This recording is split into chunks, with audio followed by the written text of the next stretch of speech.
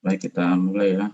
Assalamualaikum warahmatullahi wabarakatuh. Selamat pagi, salam sejahtera untuk kita semua ya. Semoga Anda sehat dan tetap semangat mengikuti kuliah kita pada hari ini.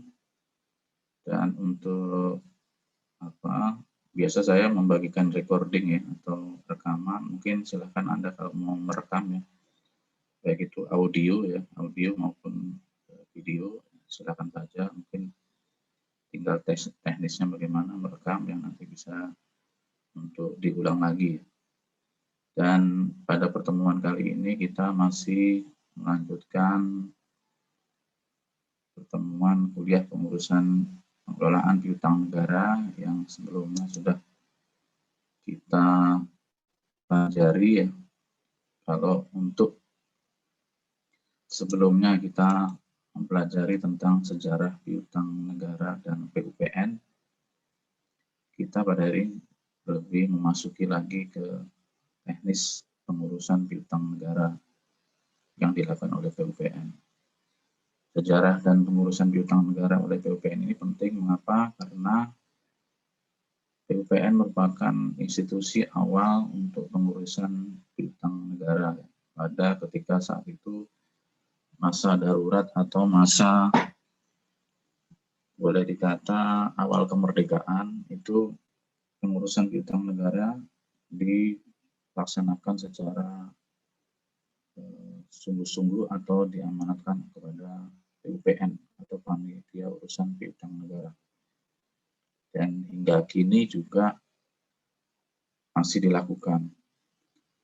Tentunya ada perbedaan antara pengurusan piutang negara yang dilakukan oleh kementerian lembaga dengan PUPN, yaitu perbedaannya jika kementerian lembaga itu tidak memiliki jurusita, tidak memiliki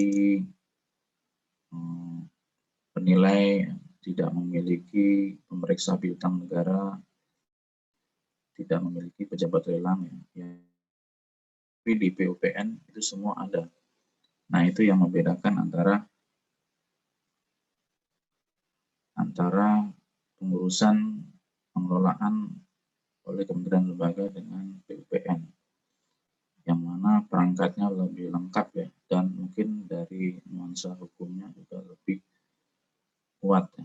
Nanti kita lihat bagaimana teknis pengurusan itu.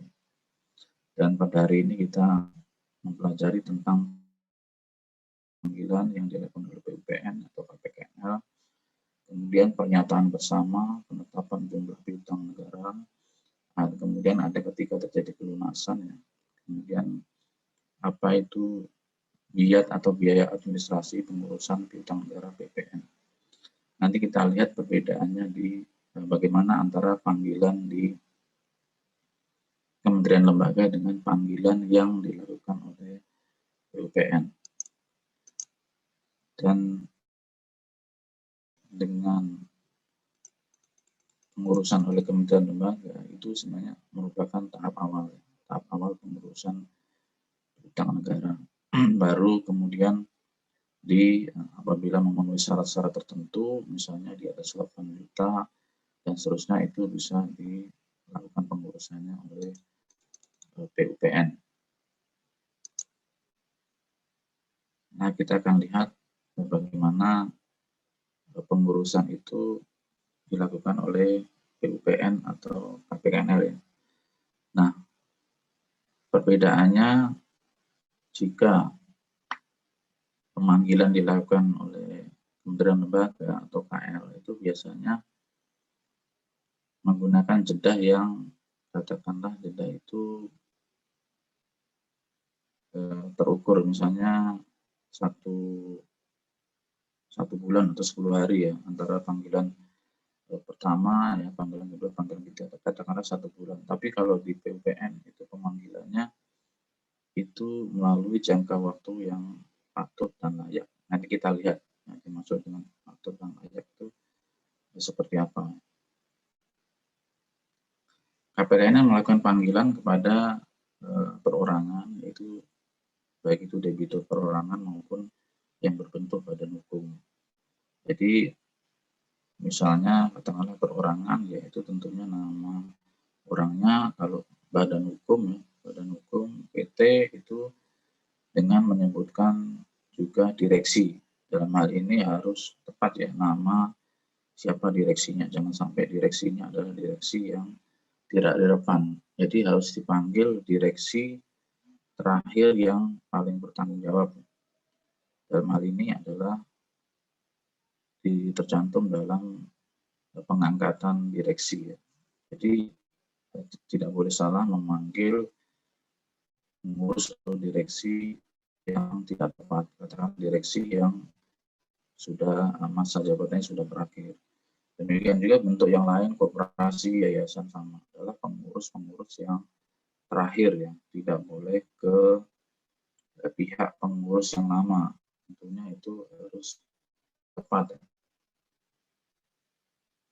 Nah, ini bedanya, tenggat waktu disesuaikan dengan perkiraan surat sampai di alamat penanggung utang.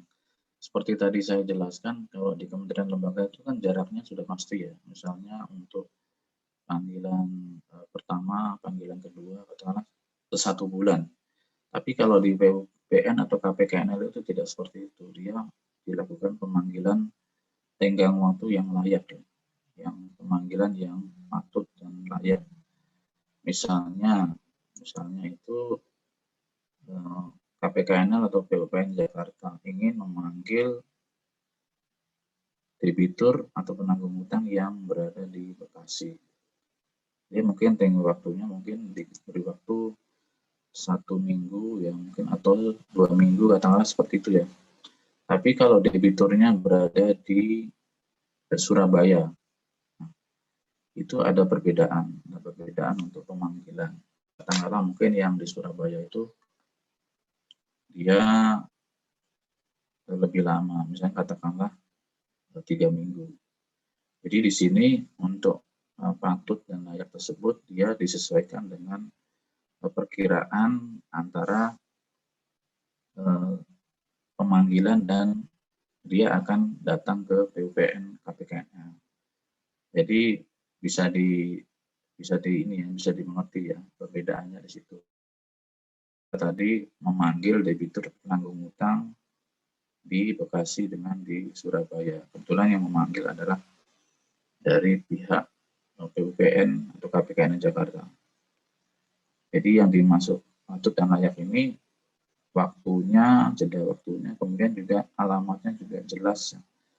Alamatnya juga tepat ya, nama yang dipanggil juga tepat ya. Nah, itu juga harus disesuaikan.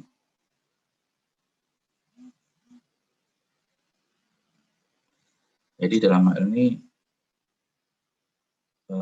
dilihat perkembangannya bagaimana tanggal menghadapnya, misalnya dari saudara A selaku penanggung utang diharap menghadap ke PUPN atau KPKNL Jakarta pada tanggal sekian. Kemudian dilihat ya, setelah tanggal pemanggilan itu katakanlah diharap menghadap tanggal 2 Juli. Nah, tanggal 2 Juli ini tidak hadir, maka sekurang-kurangnya 7 hari harus dilakukan pemanggilan berikutnya. Jadi minimal 7 hari ya. Dan hari ini dilakukan pemanggilan ulang. Mungkin kalau memungkinkan ya, itu dipanggil melalui surat kabar atau pengumuman, supaya secara patut dan layak di sini bisa terpenuhi. Jadi tidak hanya dipanggil melalui surat menyurat, tapi juga bisa diumumkan melalui koran ya, atau surat kabar ya, atau media massa, sehingga dalam hal ini debitur juga dipanggil secara lebih luas jangkauannya, dan itu menjadikannya pemanggilannya itu lebih layak. Jadi seperti itu. Silakan kalau ada yang mau ditanyakan sampai di sini. Nah, kemudian untuk pemanggilan ya, itu juga harus jelas ya, identitasnya, kemudian alamatnya, kewajibannya. Kemudian juga kalau memang ahli waris juga mencantumkan ahli waris itu dengan tepat. Jangan sampai pemanggilan itu tidak akurat dan tepat. misalnya namanya salah, kemudian jumlah hutangnya juga keliru, ya. Jangan sampai debitur atau penanggung hutang ini merasa namanya katakanlah bisa dicemarkan atau kurang baik gitu. Misalnya hutangnya sebenarnya sudah lunas, tapi dia juga dipanggil. Itu juga harus cermat dalam ini untuk memanggil debitur ya, debitur atau penanggung hutang, alamatnya juga harus jelas ya. Kemudian kalau misalnya penanggung hutang ini hadir ke KPKNL, itu juga harus debitur yang bersangkutan. Jadi harus debitur yang bersangkutan, tidak boleh diwakili oleh orang lain. Seandainya diwakili oleh orang lain, itu harus menggunakan surat kuasa. Tapi surat kuasanya di sini harus diperhatikan bahwa surat kuasanya bukan seperti surat kuasa yang kita lihat yang menggunakan materai seperti itu.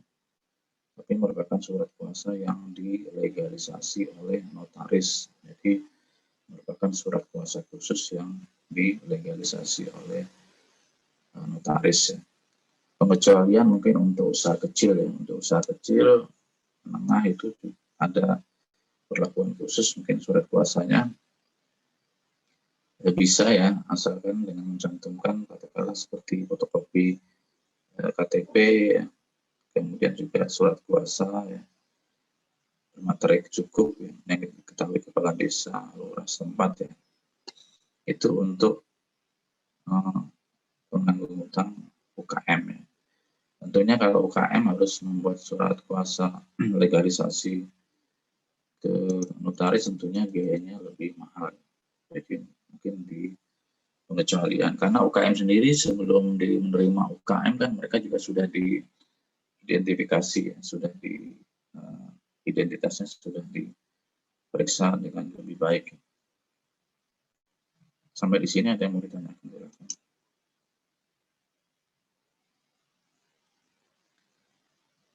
Ini slide-nya kurang responsif ya. Baik, kita lanjutkan. Kita masuk pada pernyataan bersama. Mungkin Anda sudah mendengar ini ya. Pernyataan bersama itu merupakan semacam surat pengakuan hutang dari penanggung hutang. Jadi ketika penanggung hutang datang ke KPKNL atau PUPN ya, itu mereka diwawancara ya, diwawancara. Kemudian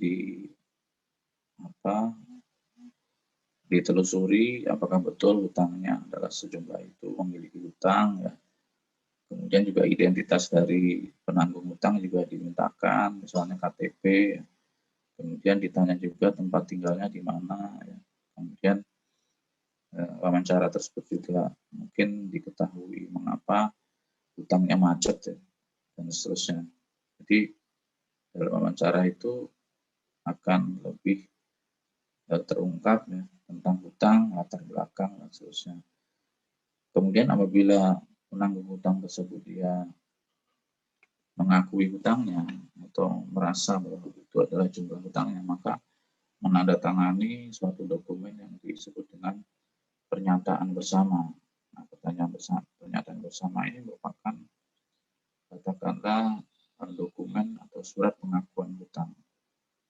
Nah, ini sangat baik ya, karena memiliki kekuatan hukum yang lebih tinggi ya, karena merupakan surat pengakuan dari penanggung hutang yang kemudian juga ditandatangani oleh Ketua PUPN. Pernyataan bersama ini setara dengan putusan pengadilan ya, karena memiliki irah-irah atau bunyi di atasnya itu demi keadilan berdasarkan ketuhanan yang Maha Esa. Ya. Ada identitasnya, jumlah hutangnya, mengakui bahwa penanggung hutang mengakui sejumlah hutang tersebut ya. Kemudian tanggal ditandatanginya hutang tersebut. Jadi ini secara produk hukum pernyataan bersama ini sangat kuat dibandingkan dengan katakanlah PJBN ya, penetapan jumlah piutang negara itu dilakukan oleh sepihak oleh PUPN ketika penanggung hutang tidak hadir dipanggil ya, atau penanggung hutang tidak mengakui hutangnya. Jadi ketika penanggung hutang tidak hadir atau dia hadir tapi tidak mengakui hutangnya, maka ditetapkan namanya penetapan jumlah piutang negara, dan itu merupakan, boleh dikatakan, produk hukum yang boleh kata sepihak ya. Masih lebih kuat pernyataan bersama, karena pernyataan bersama ini memang pengakuan dari penanggung hutang. Sewaktu-waktu jika diperlukan, katakanlah misalnya di pengadilan, itu pernyataan bersama lebih kuat dibandingkan dengan produk penetapan PJPN. Silakan kalau ada yang mau ditanyakan. Pak, izin bertanya, Pak. Oh ya, silakan. Dari siapa ini? Gede, Pak. Dari? Gede. Oh, Gede Angga. Oh ya, Ya. silakan. Gimana Gede? Pak, tadi kan dijelasin kalau jika penanggung utang telah meninggal, maka panggilan ditujukan kepada ahli waris. Nah, saya mau bertanya, apakah aturan ini mutlak, Pak?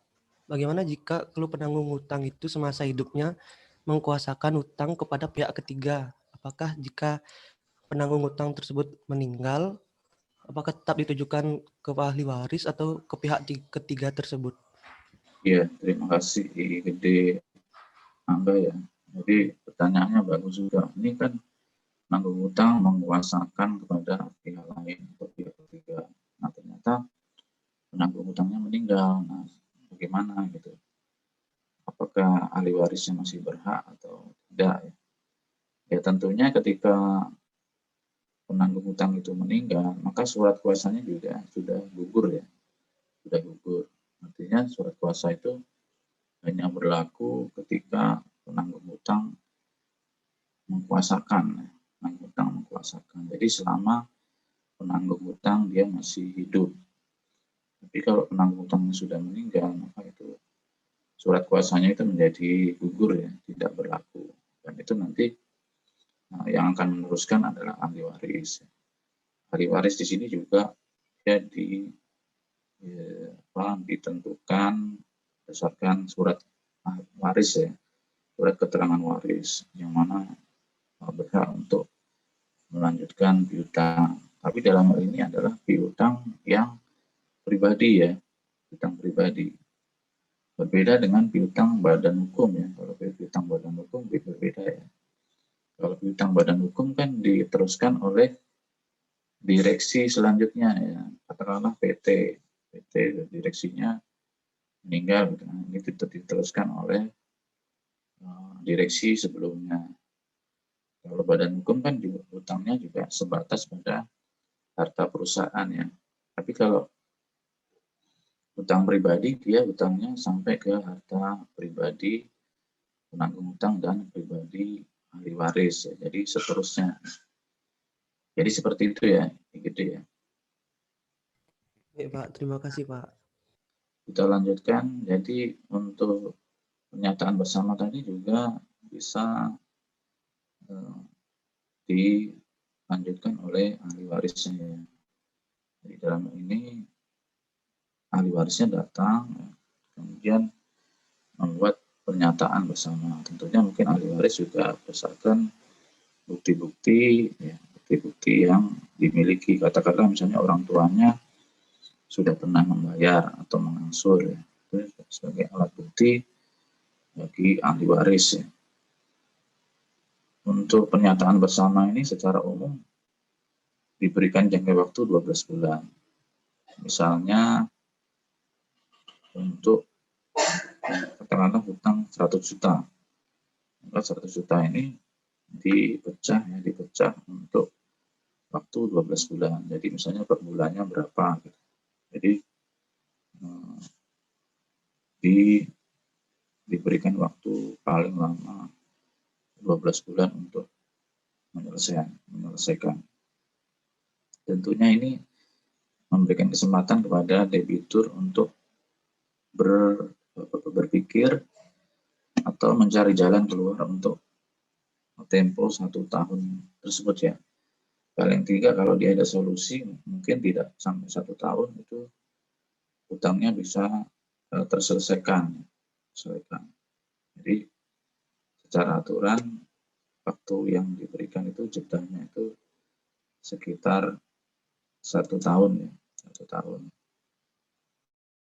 Kemudian kelanjutannya seperti apa nanti akan dipantau oleh petugas PUPN, apakah dipatuhi pernyataan bersama tersebut atau seperti apa, nanti tinggal dilihat perkembangannya bagaimana. Sampai di sini ada yang mau ditanyakan?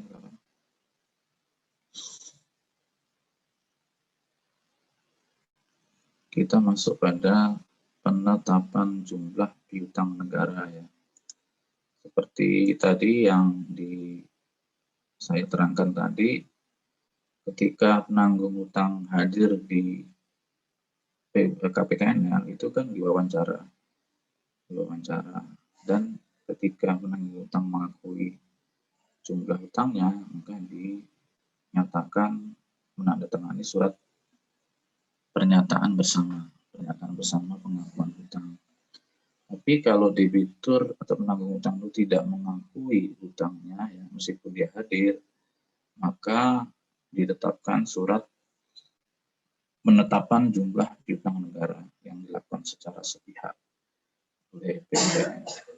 Atau penanggung hutang sudah hadir 3 kali, tapi dia tidak hadir ke KPKN, itu pun juga sama gitu. Ketika tidak hadir, dia akan ditetapkan untuk penetapan jumlah piutang negara. Isinya kurang lebih sama ya, ada jumlah utang, ada identitas, rincian utang, ditandatangani oleh Ketua PUPN.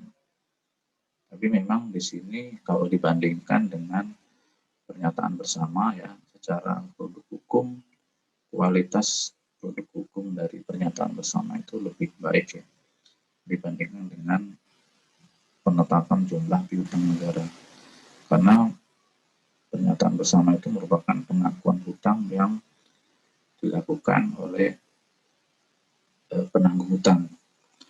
Dalam perkara perdata pun gugatan ya, itu pernyataan bersama ya, itu kualitas produknya masih di atas penetapan jumlah piutang negara. Maka petugas dalam hal ini ya, Anda katakanlah gitu, harus bisa memastikan bahwa debitur ya mau mengakui hutangnya, kemudian dituangkan dalam pernyataan bersama. Tapi dalam hal ini bukan berarti bahwa harus memaksa debitur untuk mengakui, bukan seperti itu, tapi untuk klarifikasi atau menggali, mewawancara secara akurat ya, dengan teknik komunikasi yang Anda miliki, sehingga debitur mau mengakui hutang dan menyelesaikan. Jadi dalam hal ini pengakuannya adalah pengakuan yang sukarela, yang memang debitur benar-benar mengakui jumlah hutang sesuai dengan apa yang ia pinjam. Sampai di sini ada yang mau ditanyakan?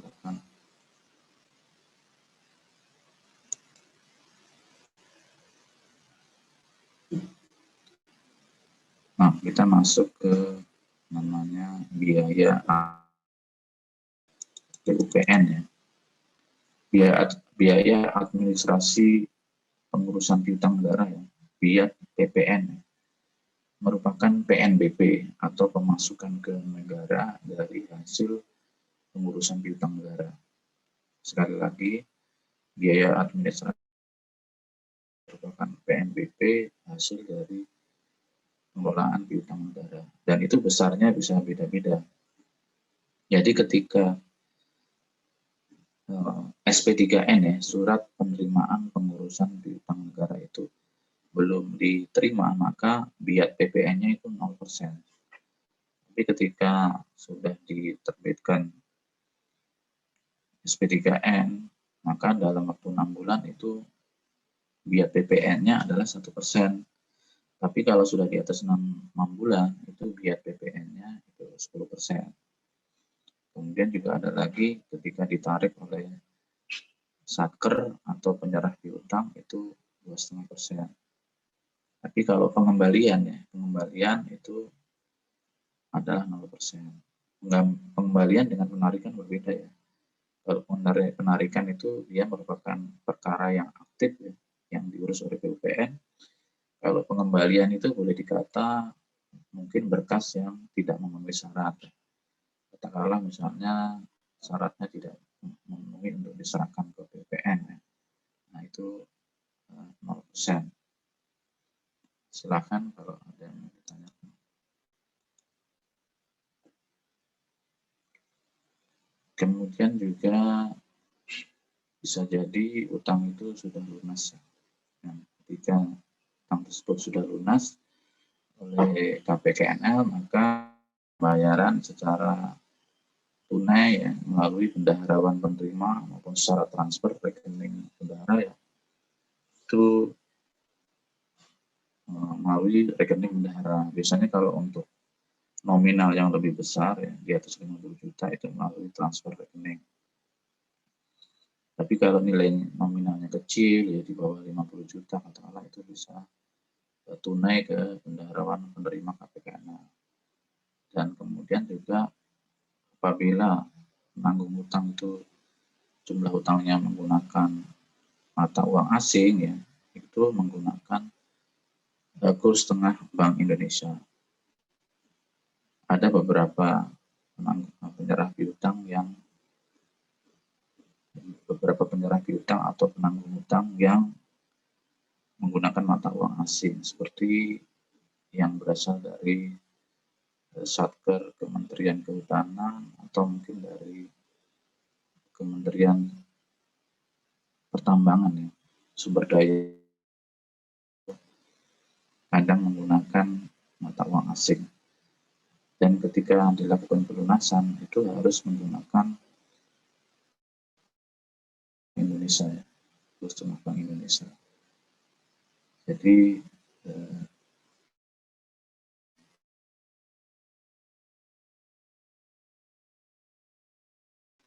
ketika diverifikasi uangnya sudah masuk, sudah oke, baru kemudian diterbitkan namanya surat pernyataan lunas ya.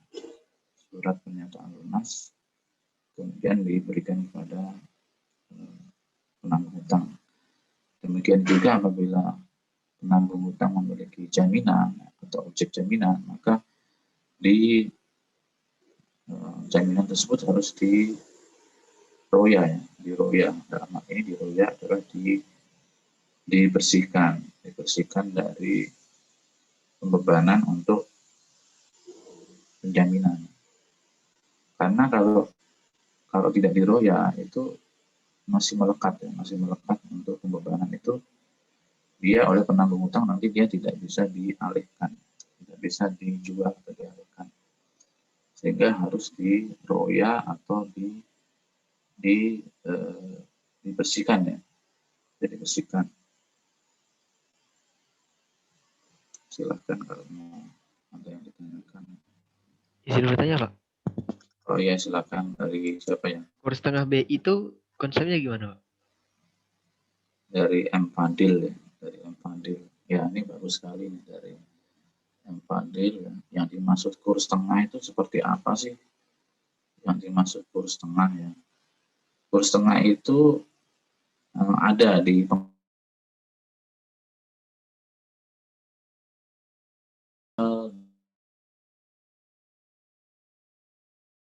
Juli 2021. Yang ada kurs tengah kan misalnya dolar gitu ya, dolar Amerika. Nah itu di pengumuman ada gitu, baik itu di situs Bank Indonesia ya, maupun di koran itu ada gitu, kurs tengah Bank Indonesia. Jadi ya nilainya setiap saat bisa berubah-ubah. Misalnya hari ini katakanlah 12.500. Nanti besok dia angkanya juga belum tentu sama. Mungkin besok angkanya 12.700. Nah, besoknya lagi mungkin bisa berubah lagi jadi 12.700. Jadi kurs tengah ini bisa dicek di informasi milik Bank Indonesia ya, atau bisa dicek di koran atau media massa, ya. Mungkin juga di situs-situs resmi keuangan ya, itu biasanya ada. Seperti itu ya, Fadil ya. Beda kurs tengah sama kurs biasa apa, Pak? Kalau kurs tengah itu ini sebenarnya teknis ya, teknis yang orang keuangan. Tengah itu kan biasanya berada yang ditetapkan di tengah ya, di tengah atau rata-rata gitu. Kalau bedanya dengan kurs yang ada di itu ya, biasanya mereka untuk jual dan beli seperti itu. Tapi kalau untuk kurs tengah itu adalah kurs yang digunakan untuk kepentingan-kepentingan tertentu. Misalnya untuk pembayaran pajak. Untuk pembayaran pajak itu menggunakan kurs tengah. Juga untuk kepentingan-kepentingan seperti ini, untuk pembayaran itu, pembayaran piutang negara itu juga menggunakan kurs tengah Bank Indonesia. Jadi seperti itu ya, Muhammad Fadil. Pak izin bertanya Pak. Oh iya, I gede Angga. Ya silakan. Pak, kalau kurs biasa itu kan setiap hari mengalami fluktuasi, kadang melemah, kadang menguat. Kalau kurs tengah mengalami fluktuasi juga nggak Pak? Atau nilai tetap? Ya, terima kasih ya, I gede Angga. Jadi pertanyaannya bagus. Kebetulan ini sangat teknis ya, sangat teknis di bidang keuangan. Biasanya untuk cara praktisnya seperti ini. Jadi misalnya ada penanggung hutang nih. Penanggung hutang A, dia mau membayar, melunasi piutangnya ke KPKNL. Nah, pelunasannya pada tanggal 2 Juli. Kemudian pelunasannya melalui bendahara penerima KPKNL atau PUPN. Nah, itu untuk pembayaran itu harus dicek. Pada tanggal 2 Juli itu kurs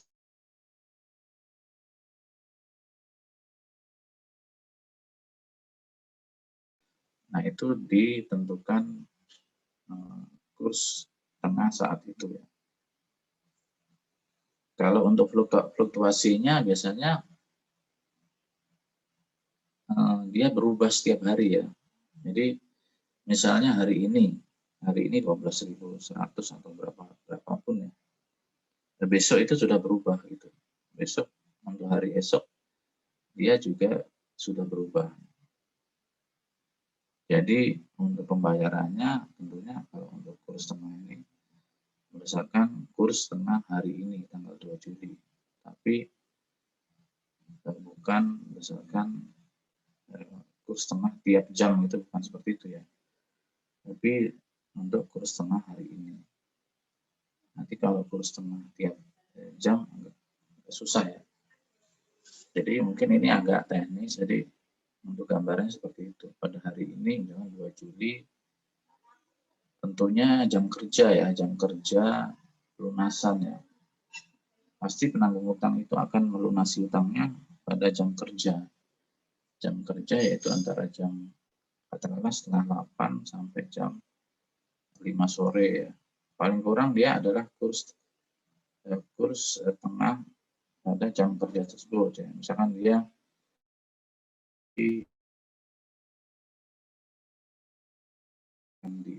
dilihat kurs tengahnya berapa ya. Itu akan ditentukan jumlah yang harus dibayarkan berdasarkan kurs tengah. Tapi sepertinya kalau kurs tengah itu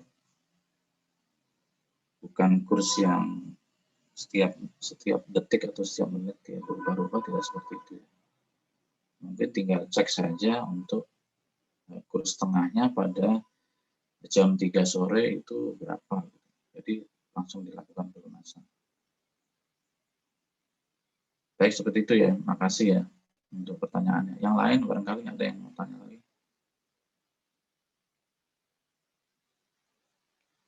Baik, kita lanjutkan. Jadi PUPN tadi menetapkan pernyataan bersama itu juga dipantau ya perkembangannya seperti apa ya. Apakah dilaksanakan oleh penanggung utang ya dicek ya setiap saat ya. Katakanlah misalnya dia akan selesaikan dalam tempo 12 bulan. Nah, itu akan dicek setiap saat, setiap bulan, katakanlah apakah dipatuhi, apakah ada wan prestasi di situ. Kalau terjadi wan prestasi, maka pengurusan dilanjutkan ke tahap selanjutnya. Tapi selama dipatuhi ya pernyataan bersama itu,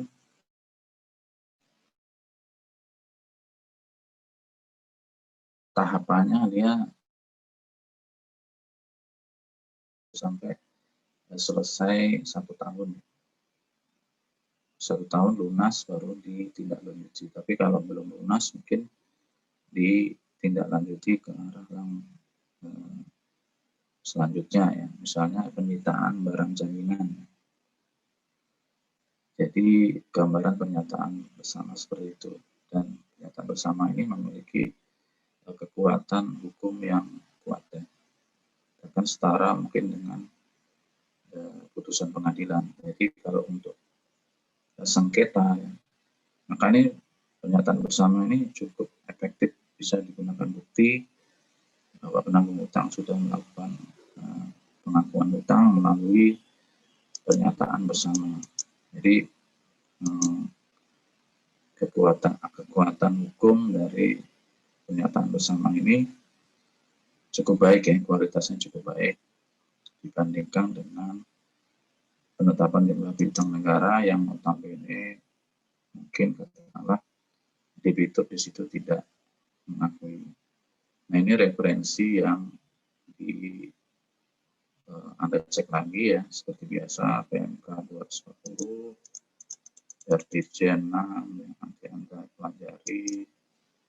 Dan untuk kebetulan pada hari ini slide-nya sedikit ya untuk pertemuan 9, dan kita akan menarik yang pertemuan ke-10 kita tarik. Izin bertanya, Pak. Oh ya, silakan. Untuk PB kan memuat minimal itu ada ira-ira kayak demi keadilan berdasarkan ketuhanan yang Maha Esa. Itu kenapa pakai itu, Pak? Apakah unsur psikologi atau Iya. untuk Iya. memuat isi sila pertama? Iya. Ya, terima kasih Adil ya. Itu pertanyaannya bagus ya. Mengapa kok pakai demi keadilan berdasarkan ketuhanan yang Maha Esa? Itu suatu produk hukum yang memiliki nilai tertinggi, itu biasanya seperti itu. Jadi ada demi keadilan berdasarkan ketuhanan yang Maha Esa. Kalau Anda lihat di produk hukum yang lain ya, yang memiliki kekuatan yang kualitasnya baik ya, itu biasanya selalu begitu, selalu ada di atasnya demi keadilan berdasarkan ketuhanan yang Maha Esa. Nah, itu merupakan dokumen otentik ya, dokumen yang memiliki kekuatan hukum yang sempurna ya. Nanti silakan Anda cek di dokumen-dokumen yang lain yang setara dengan itu ya, katakanlah seperti mungkin ya putusan pengadilan ya. Anda boleh cek ya, putusan pengadilan itu juga seperti itu ininya, bunyi dari irah-irahnya ya, atau logo di atasnya seperti itu. Jadi seperti itu ya, Pak Andri. Kita lanjutkan ya ke materi atau slide ke-10 ya. Materi ke-10 yang seharusnya ini di pertemuan ke-10, jadi kita tarik ke 9. Nanti selanjutnya juga pertemuan 10 ditarik ke pertemuan ke-11 ditarik ke 10. Nanti Anda ingatkan ya. Nah, ini kita masuk ke teknis lagi, teknis untuk pengelolaan piutang negara oleh PUPN. Anda masih ingat bahwa untuk pencegahan ke luar negeri, pangsa badan itu hanya boleh dilakukan oleh PUPN pusat. Tapi untuk yang lain-lainnya ini PUPN cabang bisa. Jadi ini merupakan salah satu pengelolaan piutang negara yang bisa dilakukan oleh PUPN yang tidak bisa dilaksanakan oleh kementerian lembaga atau penanggung utang. Ada opsi pencegahan ke luar negeri, ada penyitaan, ada surat paksa yang membedakan pengurusan piutang negara oleh PUPN atau KPNL dengan kementerian lembaga atau penyerah piutang. Anda masih ingat dengan pencegahan ke luar negeri itu hanya boleh diputuskan oleh PUPN pusat. Biasanya setelah SP3N diserahkan atau dinyatakan piutang telah diterima. Nah, itu boleh di pencegahan. Ya, berikan ini ya, cek untuk di Google ya, untuk kasus ini contohnya adalah kasus piutang negara Bambang Triatmojo ya. Itu nanti Anda boleh cek ya, boleh cek di Google. Kasusnya sama seperti ini ya, pencegahan ke luar negeri. Itu hanya sebagai studi kasus saja ya, nanti silakan Anda cek di Google ya. Yang kaitannya dengan pencegahan ke luar negeri ini. Mengapa dicegah ke luar negeri? Karena debitur atau penanggung utang itu biasanya tidak menyelesaikan hutangnya, padahal dia katakanlah bergaya hidup mewah, hidupnya mewah, memiliki kemampuan, terus sering bepergian ke luar negeri. Nah, itu dilakukan pencegahan, melalui pencegahan supaya apa? Dia mau menyelesaikan hutangnya. Dan usul pencegahan ke luar negeri itu berasal dari KPKNL. Jadi KPKNL mengusulkan yang melalui level di atasnya yaitu Kanwil kemudian meneruskan ke kantor pusat selaku PUPN pusat. Jadi dia tidak serta-merta KPKNL bisa melakukan pencegahan, tidak seperti itu. Dia melakukan usulan ke atasnya, ke Kanwil, ke JKN, kemudian ke kantor pusat, dan kemudian oleh PUPN pusat diputuskan untuk dilakukan pencegahan. Sebagaimana Anda ingat bahwa yang berwenang untuk memutuskan pencegahan ini hanya PUPN pusat, PUPN cabang tidak bisa. Dan usul pencegahan itu mungkin dilampiri oleh bukti-bukti, misalnya fotokopi KTP, fotokopi jumlah alamat, KTP, SIM, ya, objek, ya, kemudian jumlah hutang, ya, kondisi terakhir dan seterusnya. Jadi dilengkapi dengan persyaratan-persyaratan sesuai dengan yang ditentukan. Silakan kalau ada yang mau ditanyakan di sini.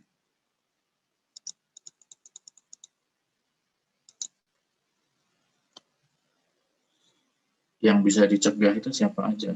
Yang bisa dicegah adalah penanggung hutang, kemudian penjamin hutang, kemudian adalah pemegang saham ya, kemudian adalah ahli waris dari penanggung hutang. Penanggung hutang dalam ini adalah kalau penanggung hutang pribadi adalah pribadi, tapi kalau penanggung hutangnya adalah badan hukum seperti Persero, ya, PT, maka yang dicegah adalah direksi, komisaris, dan seterusnya. Itu apabila penanggung hutangnya adalah badan hukum. Kemudian juga penjamin hutang juga bisa dicegah juga. Penjamin ini biasanya pemilik jaminan.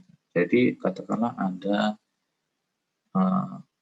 Mr. A. Mr. A ini adalah penanggung hutang. Penanggung hutang dia biasanya memiliki, sebagai penanggung utang juga memiliki jaminan. Katakanlah jaminannya adalah jaminan 1. Tapi mungkin ada juga jaminan 2. Nah, jaminan 2 ini bukan dimiliki oleh penanggung utang, tapi jaminan 2 ini dimiliki oleh pihak lain. Nah, itu disebutnya sebagai penjamin hutang. Jadi penjamin hutang itu juga bisa dicegah. Tapi biasanya penjamin hutang ini juga kadang juga bukan cuma sebagai penjamin hutang saja. Kadang dia juga ikut menikmati atau ikut berhutang dari apa yang dipinjam ya. Jadi masuk pihak yang bisa dicegah ke luar negeri ya. Kemudian pemegang saham dalam ini adalah perseroan, itu juga bisa dicegah ya. Biasanya itu katakanlah kaitannya pemegang saham ini ikut menikmati dari uang yang dipinjam ya. Jadi katakanlah misalkan pemegang saham ini ikut berperan dalam utang piutang tersebut, itu juga bisa dicegah. Kemudian juga ahli waris juga bisa dicegah ya. Apalagi ahli waris tersebut sudah mendapatkan warisan dari penanggung utang, itu juga bisa dicegah untuk ke luar negeri. Sampai di sini ada yang mau ditanyakan? Kemudian juga pencegahan juga bisa dilakukan untuk jumlah hutang tertentu, biasanya di atas 500 juta ya. Dan biasanya yang dicegah ini dalam prakteknya yaitu tidak jumlahnya tidak sebesar ini, tidak sebesar 500 juta ini, tapi jauh di atas itu. Katakanlah misalnya jumlahnya miliar atau triliun ya. Jadi meskipun syaratnya hanya 500 juta ya, tapi dia dalam prakteknya yang dicegah itu biasanya jauh, jumlah utangnya jauh di atas itu.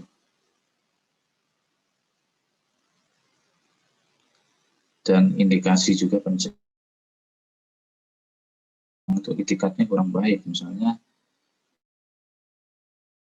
tidak pernah datang, terus tidak memiliki kemampuan untuk membayar hutang tapi tidak mau membayar hutang, dan juga mungkin hidupnya mewah, sering jalan-jalan ke luar negeri tapi hutang, tidak mau membayar hutang. Ini termasuk salah satu indikasi bahwa memang dia tidak beritikad baik dan layak untuk dicegah. Pencegahan ini juga bisa diperpanjang ya, artinya katakanlah misalnya 6 bulan dicegah ke luar negeri, tapi juga bisa diperpanjang 6 bulan ya. Dan pencegahan ini cukup efektif karena membuat debitur ada respon untuk membayar, untuk menyelesaikan. Dan untuk pencegahan ini biasanya untuk tidak boleh double ya. Misalnya penanggung utang ini memiliki 2 jenis utang, dua macam utang, misalnya utang A dan utang B, atau berkas A dan berkas B. Nah, itu tidak boleh dicegah 2 kali gitu. Misalnya yang utang A 6 bulan, ya. Kemudian yang utang B 6 bulan juga. Tidak boleh seperti itu, tapi hanya salah satu saja. Misalnya yang berkas A, kemudian dia dicegah ke luar negeri 6 bulan, tapi bisa diperpanjang. Jadi hanya untuk objek utang yang tidak boleh dipencegahan double, katakanlah seperti itu. Kemudian juga selama dicegah itu penanggung utang juga diberikan izin ya, untuk hal-hal tertentu, misalkan melalui menunaikan ibadah haji. Misalnya penanggung hutang A, dia sudah dicegah 6 bulan, tapi suatu ketika dia ingin ibadah haji gitu. Nah, itu boleh diberikan izin. Tapi izinnya di sini juga harus melalui izin tertulis ya. Izin tertulis ke PUPN. Apakah nanti disetujui atau tidak itu nanti sangat tergantung dari kebijakan yang diberikan oleh PUPN pusat ya. Dalam hal ini yang memberikan izin maupun pencegahan ke luar negeri. Antara lain adalah ibadah haji ya. Jadi itu pun juga harus dilengkapi dengan dokumen-dokumen, misalnya identitas, kemudian alasan untuk izin ke luar negeri. Sampai di sini ada yang mau ditanyakan?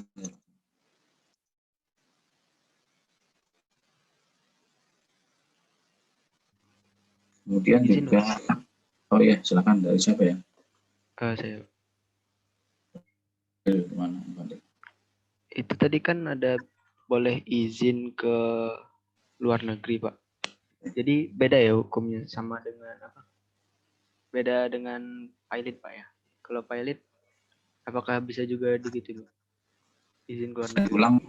Bisa diulang pertanyaannya, terputus. Tadi kan apa? Boleh izin ke luar negeri kan, Pak, dengan beberapa alasan tertentu. Kalau untuk pilot itu juga bisa nggak, Pak? Pilot kan nggak boleh keluar juga, Pak, domisili. Pilot ya, saya cek di sini. Pilot. Oh ini ya. Jadi ada tugas negara, kemudian ada ibadah haji, kemudian sakit ya, pengobatan atau sakit, kemudian kerjasama dengan mitra luar negeri, memerlukan pergi luar negeri karena alasan kemanusiaan atau mendampingi suami istri anak. Kalau kepalitan di sini tidak disebutkan ya. Kalau kepalitan itu sepertinya bukan alasan. Enggak, maksudnya Pak, kan pilot kan nggak boleh keluar juga, Pak, domisili. Apakah kalau dalam pilot? Oh, dalam pilot. Bisa izin Kak? Iya, Pak. Dalam pilot, kalau ini pilot mungkin itu sangat teknis untuk bidang kepilotan. Yang di sini yang dimaksud ini pencegahan dalam rangka untuk piutang negara ya, dalam rangka untuk piutang negara. Kalau dalam rangka pilot itu dia patokannya bukan di pilot, bukan seperti itu. Jadi untuk misalnya penanggung hutang itu pilot gitu ya, penanggung hutang pilot. Tapi alasan untuk pencegahan keluar negeri itu bukan karena pilot seperti itu ya. Tapi karena alasan-alasan seperti yang disebutkan tadi, seperti mau melakukan ibadah haji atau melakukan pengobatan atau karena keperluan lain yang penting, tapi bukan karena pilot ya. Kalau pilot beda lagi ya. Jadi kasus kepilotan itu beda lagi dengan kasus yang piutang negara itu ya, berbeda hal. Tapi ketika dia sebagai penanggung hutang terus kemudian pilot ya, dia bukan alasan untuk dicegah, ini bukan termasuk alasan di sini ya, bukan termasuk kriteria ini. Jadi seperti itu ya Pak Edi. Kemudian pencegahan ini berakhir ketika apa? Ketika lunas ya, ketika selesai ya. Ketika mungkin objek pencegahan meninggal dunia, itu juga termasuk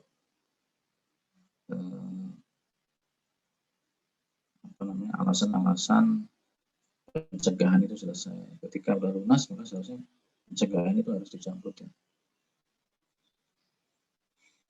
Atau memang masanya sudah cukup, masanya katakanlah 6 bulan tidak diperpanjang, itu juga akan berakhir, atau karena putusan pengadilan itu juga juga bisa menyebabkan masa pencegahan berakhir. Karena putusan pengadilan atau jangka waktunya tidak diperpanjang. Misalnya penanggung utang dicegah selama 6 bulan dan tidak diperpanjang, maka itu otomatis berakhir.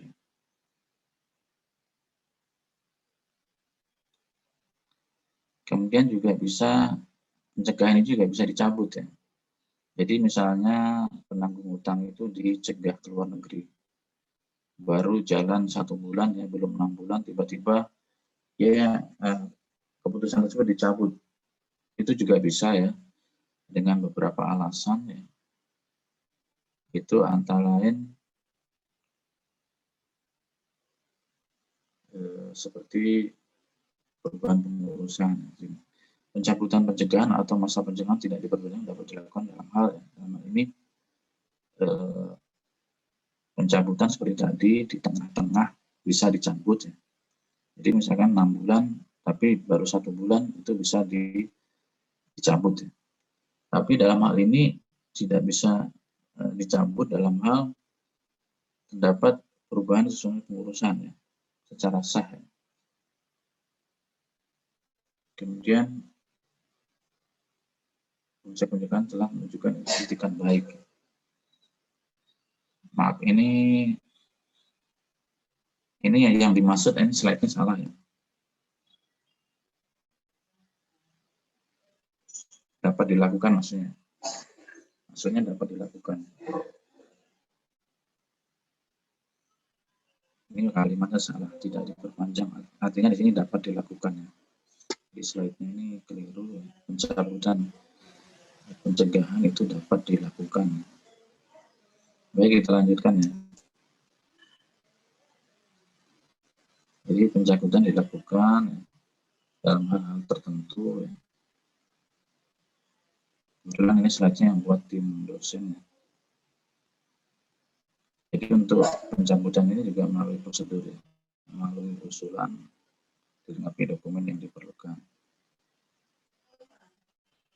Intinya untuk penetapan pencegahan, perpanjangan, kemudian pencabutan itu harus mendapatkan izin ke PUPN pusat ya.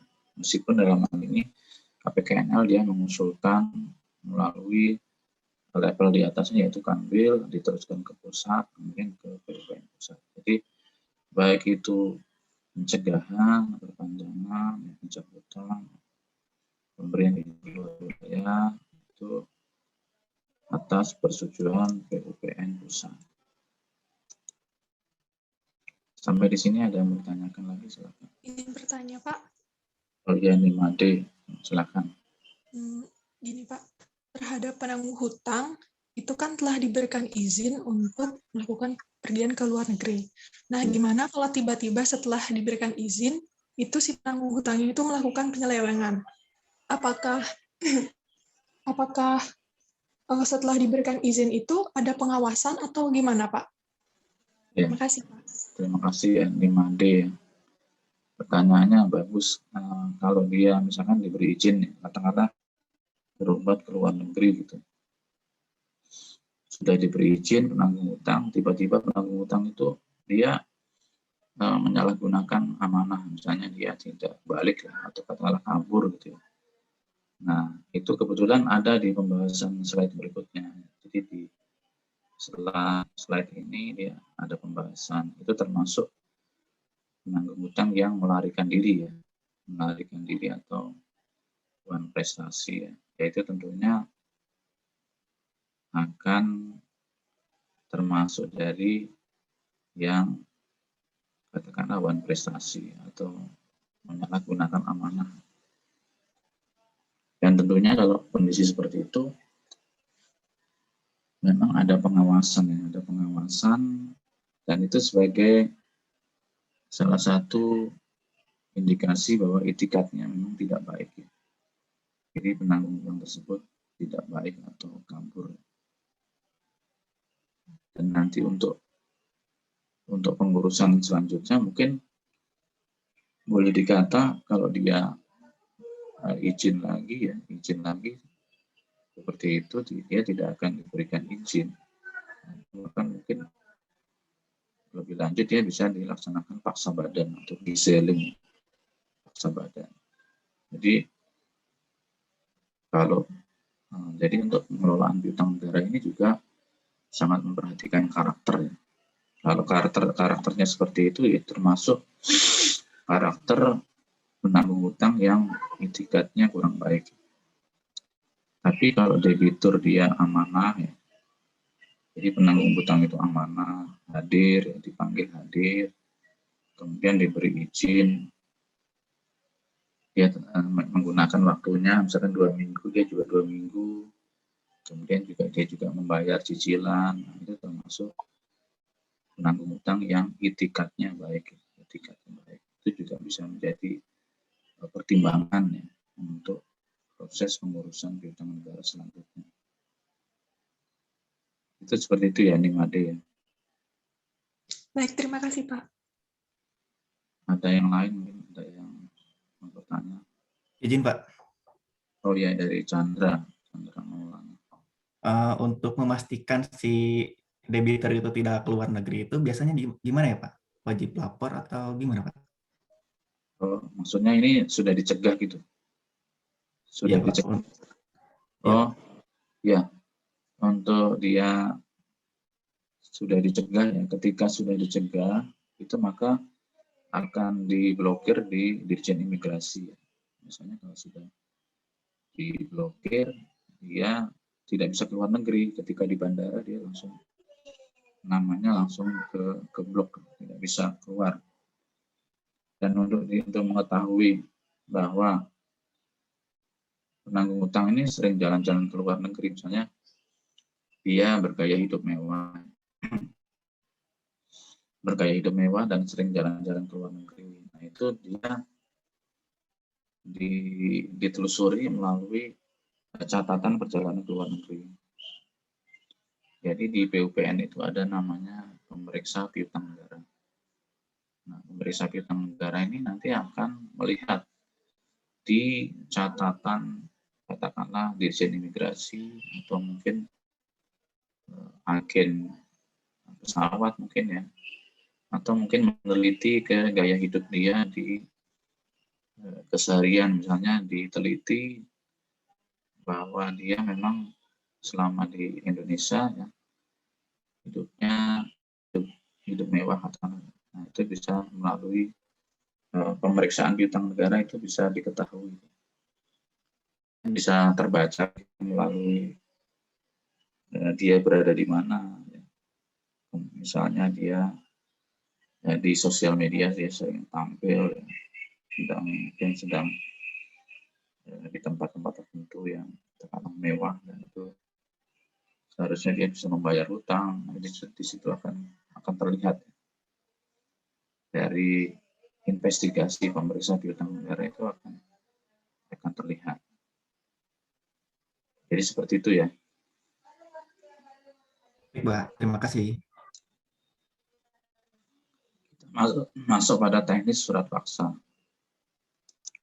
Nah, surat paksa ini merupakan produk hukum penting oleh PUPN yang mana untuk memaksa penanggung hutang untuk membayar dalam tempo 1 kali 24 jam. Nah, ini juga merupakan produk hukum yang baik ya, kualitasnya baik, setara dengan katakanlah putusan pengadilan. Ada irah-irahnya demi keadilan berdasarkan ketuhanan yang Maha Esa. Di situ ada identitas penanggung hutang, jumlah hutang, dan seterusnya. Surat paksa ini disampaikan oleh jurusita KPKNL ya, yang didampingi oleh 2 saksi. 2 saksi ini juga harus berumur 21 tahun ya, atau sudah dewasa. 21 tahun atau sudah menikah. Yang dalam hal ini dianggap sebagai cakap atau dewasa. Mungkin Anda masih ingat ya, kalau di perikatan itu ya harus subjeknya harus cakap. Termasuk ini untuk memberikan surat paksa ini juga subjeknya harus cakap, termasuk saksinya itu sudah berusia 21 tahun. memerintahkan kepada penanggung utang untuk melunasi dalam tempo 1 kali 24 jam, ya, 1 kali 24 jam. Jadi harus ditekankan, jurusita harus memberitahukan bahwa penanggung utang agar melunasi dalam tempo 1 kali 24 jam. Kemudian surat paksa ini juga tidak boleh diberikan secara sembarangan. Misalnya penanggung utang itu sedang berada di tempat ibadah, katakanlah di masjid atau di gereja. Nah, itu tidak boleh diberikan kepada penanggung utang ya, saat penanggung utang berada di tempat ibadah. Dalam hal ini jurusita harus menghindari tempat-tempat yang tidak dibolehkan itu, antara lain tempat ibadah ya, seperti masjid ya, gereja. Kemudian juga tidak boleh di tempat sidang resmi, misalnya sedang di pengadilan, misalnya penanggung utangnya ini sedang di pengadilan, mengikuti sidang di pengadilan, itu juga tidak boleh. Atau sedang di lantai bursa, atau sedang di tempat pemilihan umum, atau tempat pemungutan suara, itu juga tidak boleh. Dan jurusita juga menyampaikan surat paksa ini dengan berita acara pemberitahuan surat paksa disaksikan oleh 2 saksi yang berusia 21 tahun. Sehingga Anda mungkin di hukum perdata ya, 1 saksi bukan saksi, nulus apa enggak saya lupa ya. 1 saksi bukan saksi. Jadi saksi dalam ini harus 2 orang yang sudah dewasa ya. Dalam berita acara itu sudah ditentukan tempat, tanggal, jam, yang kemudian ditandatangani oleh jurusita. Sampai di sini ada yang mau ditanyakan? Izin bertanya, Pak.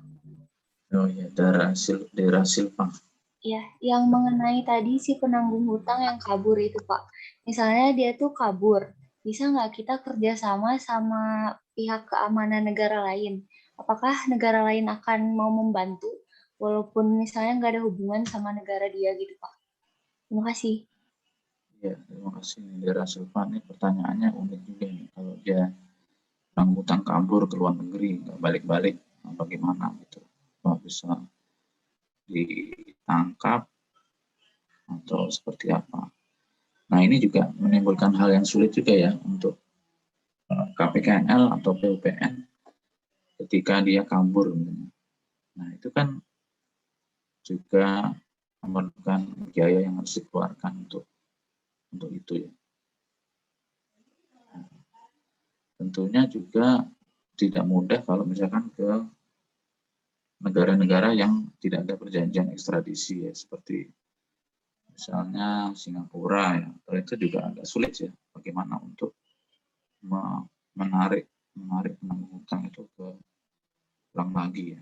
Di samping juga kesulitan mungkin untuk pengembalian itu ya. Bagaimana kalau misalnya itu nanti memerlukan biaya, misalnya katakanlah harus sewa pesawat untuk bisa memulangkan, harus sewa pesawat tersendiri atau mungkin ada biaya yang lain yang dikeluarkan. Nah, itu juga termasuk hal yang agak cukup sulit ya. Tapi mungkin kalau terjadi seperti itu bisa ditindaklanjuti mungkin ke kepolisian. Kepolisian melaporkan, bekerjasama dengan kepolisian bahwa ada penanggung hutang yang tidak kembali ke Indonesia, dan itu bisa menjadi informasi bagi kepolisian. Bahkan mungkin kalau kepolisian punya inisiatif mungkin untuk bisa memulangkan. Kalau untuk negara-negara tertentu yang seperti tadi tidak ada ekstradisi tadi juga agak susah ya. Nah, itu juga menjadi permasalahan tersendiri. Seperti itu ya mungkin ya Dera. Baik Pak, terima kasih jawabannya. Untuk surat paksa ini Izin juga. bertanya Pak. Oh ya, silakan dari siapa ya? Dari ya silakan Fadil Pak. dari Fadil. Ada nggak upaya negara untuk penarikan piutang pajak dari Bank Swiss? Kan kalau nggak salah Bank Swiss itu kerahasiaannya tertutup banget Pak. Jadi banyak yang menggelapkan pajak di Bank Swiss Pak. Iya, terima kasih Fadil. Kalau ini pertanyaan Fadil ini ya terus terang tidak bisa menjawab ini kalau untuk pertanyaan Fadil. Yang pertama terkait pajak ya, piutang pajak dan juga mungkin agak teknis lagi di Bank di Swiss, Bank di Swiss yang notabene memiliki kerahasiaan yang tinggi, Mungkin nanti M. Fadil bisa menanyakan ke dosen pajak, Mungkin dia lebih spesialis dibandingkan dengan saya, karena yang pasti ini piutang pajak ini ditangani secara tersendiri khusus ya, spesialis, apalagi ini kaitannya dengan transaksi keuangan di Swiss yang notabene agak ketat ya untuk bisa membuka itu agak ketat. Seperti itu ya, M. Fadil. Kita lanjutkan surat paksa untuk orang pribadi itu disampaikan di tempat tinggal.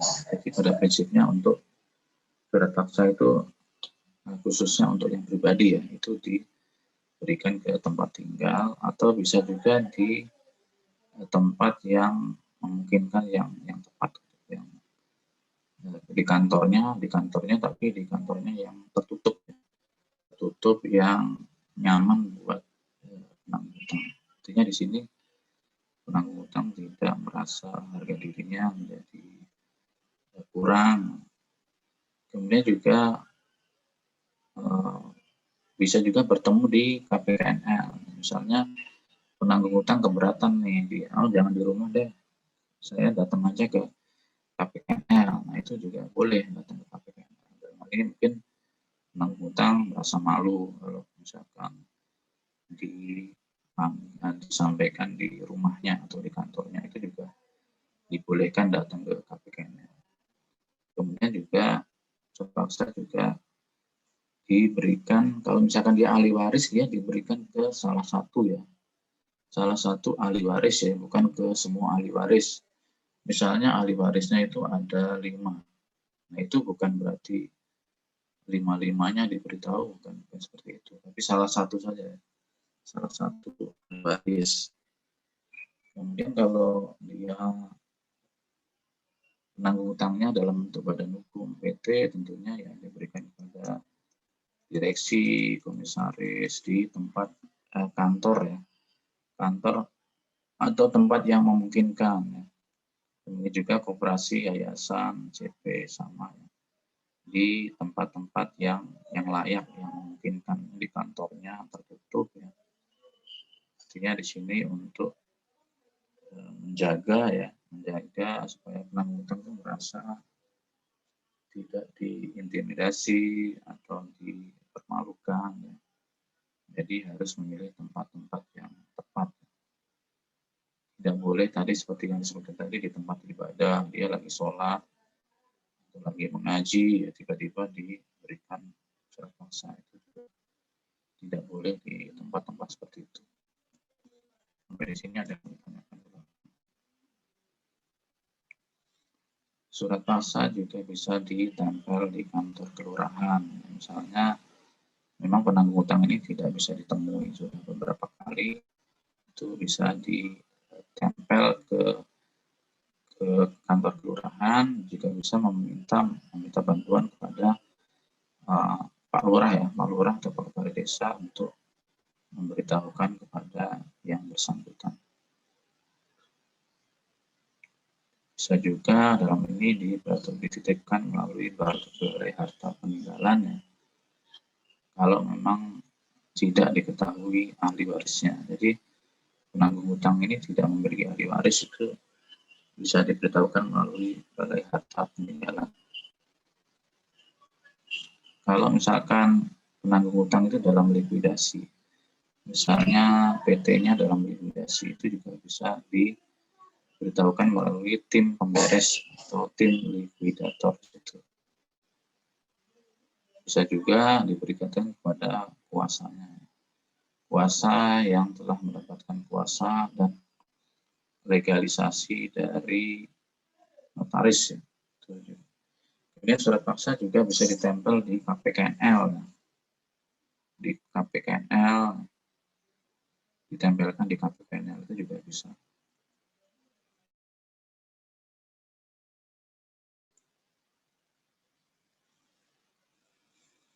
Dan pemberitahuannya bagaimana untuk surat paksa ini?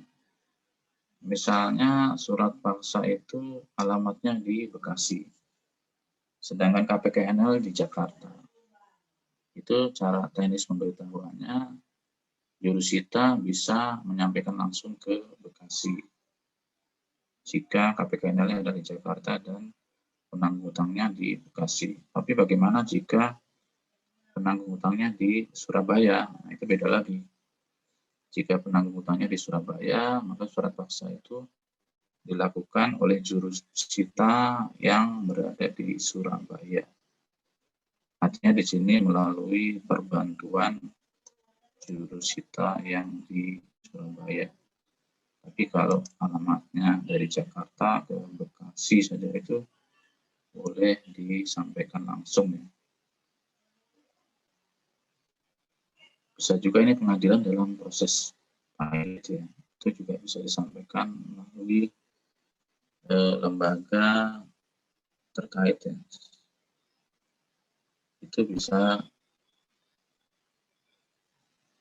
disampaikan juga mungkin melalui tim kurator kepalitan.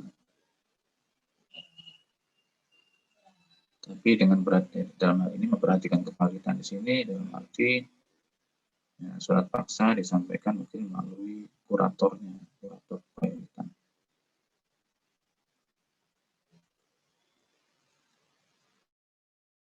Ada ditanyakan. Jadi surat paksa ini adalah perintah untuk perintah kepada surat perintah yang disampaikan oleh jurusita kepada penanggung hutang untuk membayar dalam tempo 1 kali 24 jam. Dalam hal ini apabila penanggung hutang tidak dapat melaksanakan perintah membayar tersebut 1 kali 24 jam, maka tahap selanjutnya adalah diterbitkan namanya surat perintah penyitaan. Jadi lanjut ke tahapan yang lebih tinggi, yaitu surat perintah penyitaan jaminan. Tapi kalau dalam tempo 1 kali 24 jam debitur membayar, tentunya tidak dilanjutkan ke tahapan berikutnya. Dalam hal ini yang melaksanakan surat paksa atau penyitaan itu merupakan jurusita yang memenuhi syarat. Artinya jurusita yang layak, yang sedang tidak dalam hukuman. Jadi jurusitanya harus memenuhi syarat ya, yang cakap, yang tidak sedang dalam hukuman.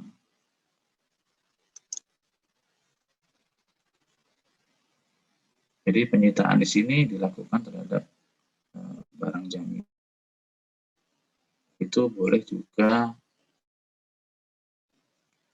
terhadap barang bergerak maupun tidak bergerak. Jadi di sini barang jaminan itu bisa dalam bentuk barang bergerak dan barang tidak bergerak. Untuk yang barang tidak bergerak itu biasanya dia didahulukan. Misalnya yang disita adalah berupa tanah. Tanah itu dia, kalau tanah kan tidak mudah berpindah ya. Jadi disita di situ. Tapi untuk barang bergerak, misalnya kendaraan dan sebagainya, itu kan barang bergerak. Nah, kalau barang bergerak ini biasanya didahulukan atau diprioritaskan. Artinya di sini diamankan kendaraannya. Mengapa dia diprioritaskan? Karena barang bergerak ini mudah berpindah atau mudah hilang. Kemudian juga ada kekayaan lain yang tidak boleh disita. Misalnya ada barang bergerak atau kekayaan lain yang tidak boleh disita, antara lain adalah misalnya tempat tidur, itu tidak boleh. Alat pertukangan, alat untuk mencari nafkah, kemudian baju dinas atau peralatan dinas itu tidak boleh. Ternak-ternak yang digunakan untuk katakanlah bertani itu juga tidak boleh disita. Sampai di sini ada yang mau ditanyakan? Penyitaan juga sama seperti surat paksa, yaitu disaksikan oleh 2 orang saksi yang sudah cakap berusia 21 tahun atau telah menikah. Jadi dalam ini saksinya bercukup. Kemudian juga bisa jadi itu penanggung hutang tidak berada di tempat dan tidak ada tanda tangan. Nah, ketika penanggung hutang atau penjamin hutang tidak ada di tempat, itu aparat desa boleh menandatangani penyitaan tersebut, atau anggota keluarganya atau karyawannya itu juga boleh menandatangani berita acara penyitaan, karena nanti di penyitaan itu kan ada berita acara penyitaan, itu ditandatangani oleh penanggung hutang atau penjamin hutang. Tapi kalau penanggung hutang atau penjamin hutang ini tidak ada, itu bisa ditandatangani oleh katakanlah aparat desa, Pak Lurah atau kepala desa atau anggota keluarga atau pegawai apabila itu di kantor, atau mungkin penyewa dari objek, katakanlah misalkan objeknya sedang disewa, itu juga boleh. Silakan kalau ada yang mau ditanyakan. Penyitaan ini juga dituangkan dalam berita acara pada hari ini, tanggal, jam, kami jurusita KPKNL Jakarta melakukan penyitaan terhadap objek sebidang tanah bla bla bla bla, kemudian ditandatangani oleh penanggung hutang, penjamin hutang, ditangani oleh saksi, 2 orang saksi, ditangani oleh jurusita. Kemudian juga diberikan salinan untuk lembar penyitaan.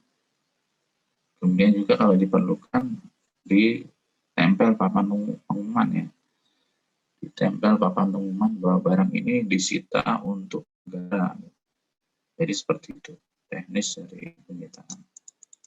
Ada tempelan atau stiker objek tanah ini disita untuk negara atau objek ini disita untuk negara. Silakan kalau ada yang mau ditanyakan. Jadi di situ tadi dimungkinkan tadi bahwa penanggung hutang atau penjamin hutang tidak berada di tempat, itu boleh ditangani oleh aparat, pegawai kantor, keluarga. Kemudian baru tantangani berita acara sita. Juga dimungkinkan juga didampingi oleh petugas atau polisi. Jadi jurusita di sini juga boleh didampingi oleh petugas atau polisi ketika memasuki objek sita. Misalnya dirasakan kurang aman di sini, boleh didampingi, karena untuk menjaga keselamatan juga untuk hal-hal yang tidak dimungkinkan yang bisa mengancam keamanan jurusita. Dan barang yang disita di sini boleh dititipkan ke penjamin hutang atau penanggung hutang. Misalnya disita berupa sebidang tanah. Nah, sebidang tanah di situ, maka jurusita boleh menitipkan kepada penanggung hutang, penjamin hutang, atau aparat desa. Itu boleh menitipkannya. Tapi kalau untuk objek bergerak, misalnya kendaraan, nah itu opsinya bisa dititipkan ke penanggung hutang atau penjamin hutang, bisa juga ditarik ya, misalnya ada kendaraan. Nah itu jurusita boleh menitipkan ke penanggung hutang atau penjamin hutang. Tapi risikonya kalau kendaraan ini kan barang bergerak ya, mudah hilang atau rusak. Maka kalau boleh dibilang lebih baiknya itu barang bergerak tadi ya, kendaraan itu ditarik oleh jurusita atau diamankan. Itu lebih baiknya seperti itu. Silakan kalau ada yang mau ditanyakan. Izin bertanya, Pak. Oh iya, Mas Kusman, silakan. Ya. Jadi apakah ada perubahan kebijakan prosedur dalam pelaksanaan penyitaan barang piutang itu, Pak, terkait dengan adanya pandemi ini? Oh iya, dari Mas Kusman ya. Nah, pertanyaannya juga bagus ini. Tentunya ini agak dilema juga ya untuk penyitaan itu ya. Penyitaan ini masuk pandemi ini situasinya ini juga belum bagus ya. Tentunya setiap daerah mungkin beda-beda. Misalnya di Jakarta itu lagi tinggi ya. Tapi mungkin di pelosok di Kalimantan itu mungkin berbeda suasananya, mungkin sepi ya, tidak ada penduduk ya. Mungkin itu juga perlakuannya berbeda. Mungkin kalau di Jakarta atau Jabodetabek itu yang rawan dengan corona ini mungkin katakanlah ada kebijakan mungkin ditunda. Katakanlah diambil waktunya yang tepat ya. Tapi kalau untuk daerah-daerah lain yang lebih sepi ya, mungkin pelosok Kalimantan mungkin bisa dilaksanakan ya, tidak masalah ya, bisa dilakukan penyitaan ya, karena memang situasinya berbeda. Baik, seperti itu ya Pak Usman. Baik, Pak, terima kasih. Jadi dimungkinkan juga untuk penyitaan ini ada barang bergerak berupa perhiasan emas. Nah itu jurusita bisa didampingi oleh ahlinya. Ahli dalam arti sini yang mengerti emas atau perhiasan. Mengapa kok jurusita didampingi oleh ahlinya? Karena jurusita nanti harus menuangkan dalam berita acara tentang nominal dari emas atau perhiasan itu. Karena jurusita tidak bisa menentukan berapa gram ya, kualitas dari emas. Nah itu tidak bisa, maka harus didampingi oleh ahlinya. Juga bisa juga untuk penyitaan ini saham juga bisa disita. Surat berharga saham itu juga bisa disita ya. Intinya harus memuat rinciannya. Rinciannya itu harus tepat. Berupa uang tunai juga bisa disita. Itu harus, kalau untuk barang tertentu tadi seperti perhiasan tadi memang harus didampingi karena memang jurusita tidak bisa menentukan kualitasnya seperti apa gitu. Kualitasnya emasnya seperti apa, berapa karat, berapa gram, tidak bisa. Jadi dalam hal ini jurusita harus mencantumkan rinciannya uraian penyitaan.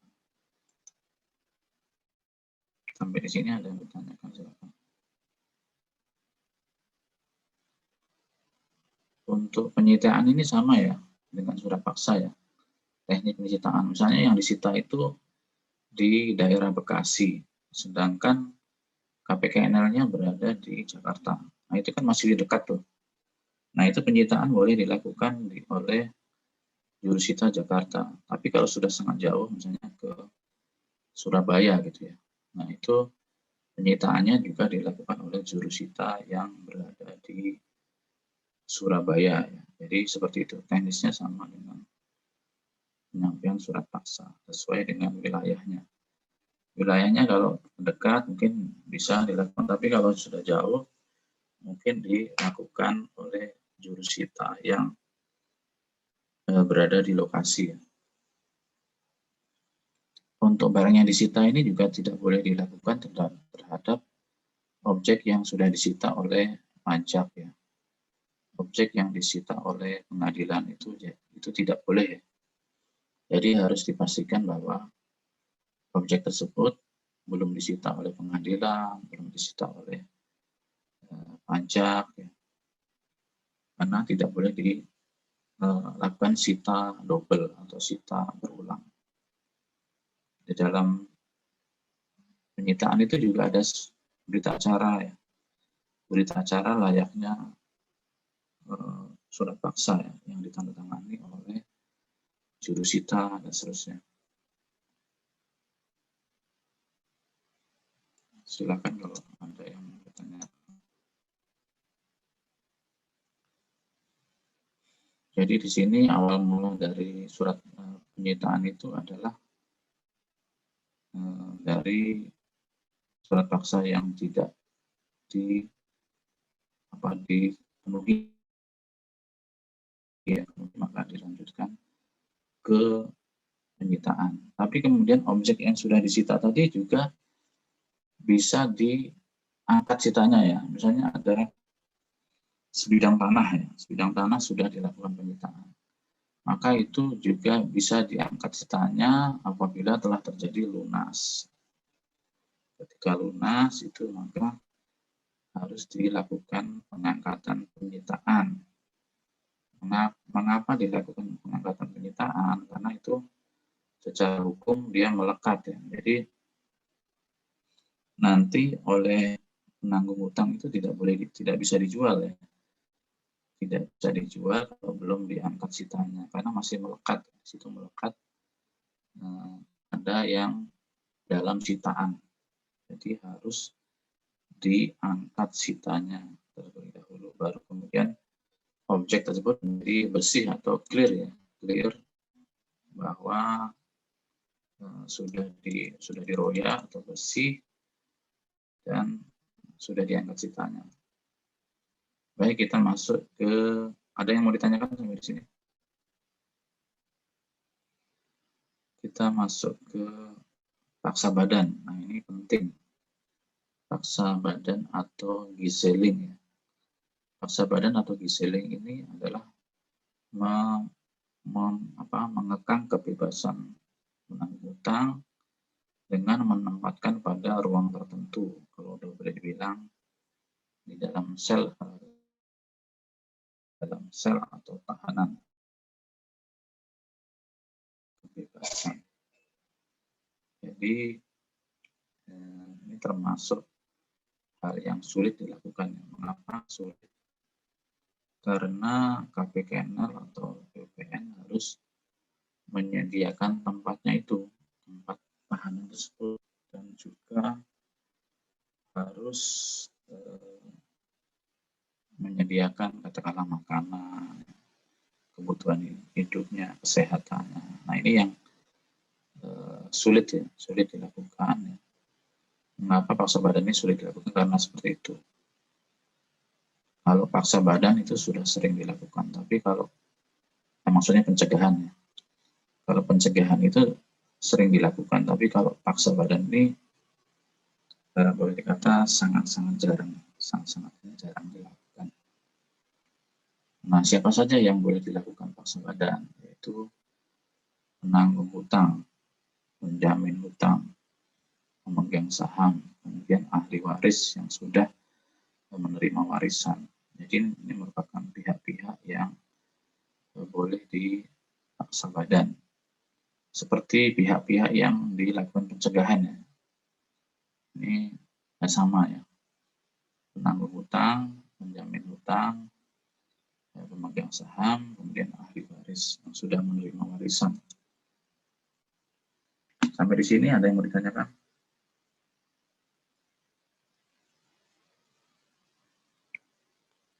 Syarat untuk paksa badan itu juga lebih ketat ya. Misalnya hutangnya di atas 1 miliar, tidak memenuhi surat paksa. Ya, sebenarnya penanggung hutang itu memiliki kemampuan, tapi tidak mau membayar. Objek paksa badan, objeknya itu tidak lebih dari 80 tahun. Jadi untuk paksa badan ini tidak boleh untuk penanggung hutang yang usianya sudah 80 tahun. Itu tidak boleh ya. Harus di bawah 80 tahun. Jadi seperti itu ya untuk paksa badan. Ya. Jadi paksa badan ini juga sebenarnya wewenang PUPN pusat.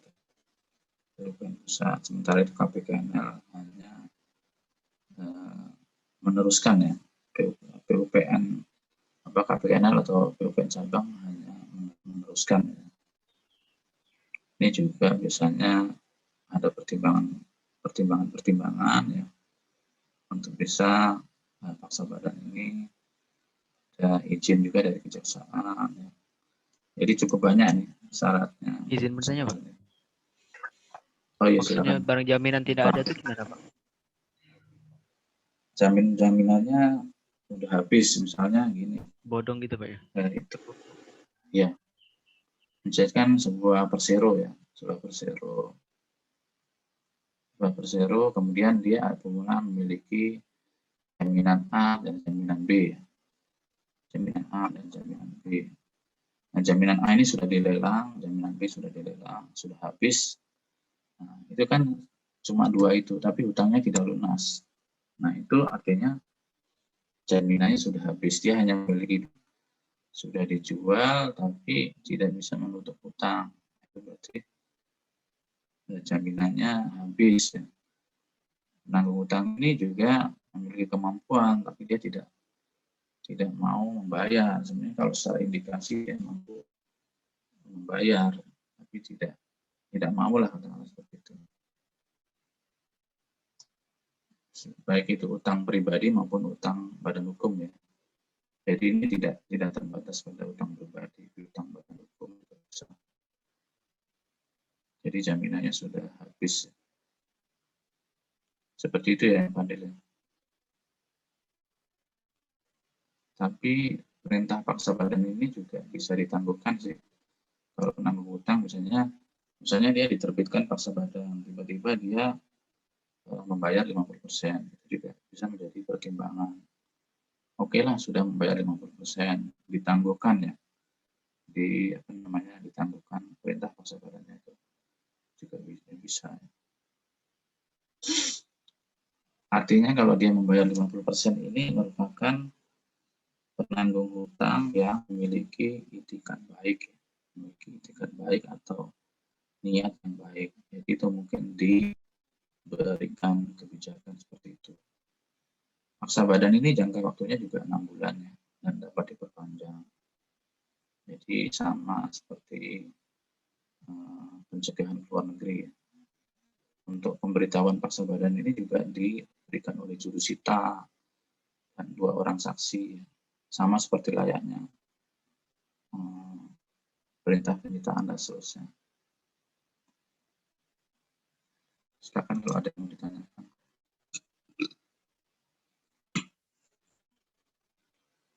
Pelaksanaan paksa badan dilakukan oleh jurusita, dilakukan oleh 2 saksi, dan juga dibuatkan berita acara paksa badan. Jadi setelah diterbitkannya, diberitahunya surat perintah paksa badan, itu baru dilaksanakan eksekusi paksa badan atau pelaksanaan paksa badan. Dilakukan juga oleh jurusita juga, dilakukan oleh 2 saksi juga, dibuatkan berita acara paksa badan juga. Jadi menyampaikan surat perintah penyitaan.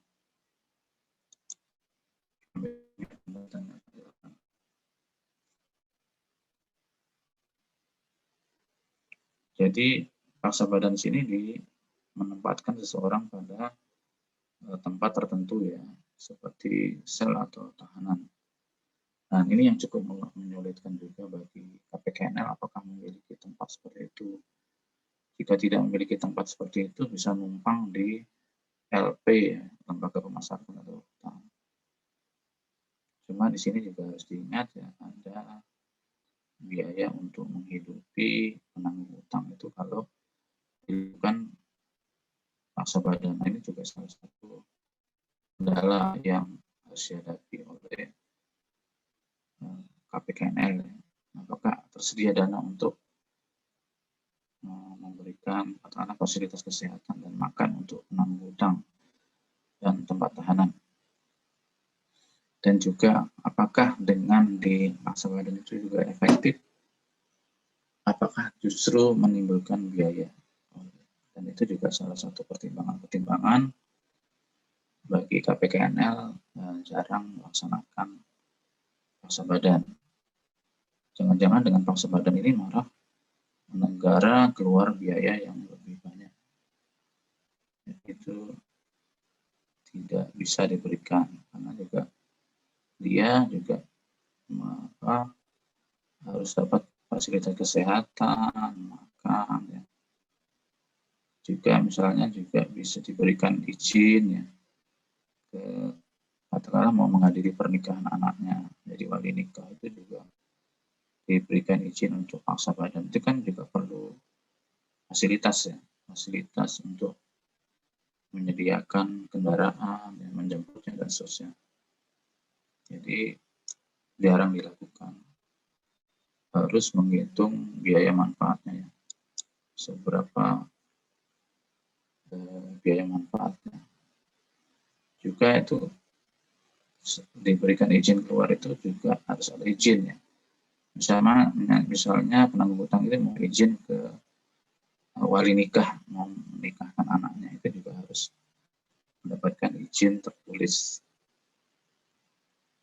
Dan itu, nah ini yang repot juga, kalau izin harus menyediakan fasilitas ya, ke penanggung hutang, ya, katakanlah kendaraan untuk menjemputnya, mengantarnya, dan seterusnya. Seperti layaknya tahanan. Kemudian juga paksa badan itu juga bisa berpanjang ya, berpanjang selama 6 bulan ke depan. Dan itu harus sudah terbit sebelum paksa badan itu berakhir. Misalnya berakhirnya adalah hari ini, 2 Juli, maka 1-30 hari harus sudah terbit surat perintah perpanjangan. Jadi tentunya dengan pertimbangan-pertimbangan ya, mengapa diperpanjang.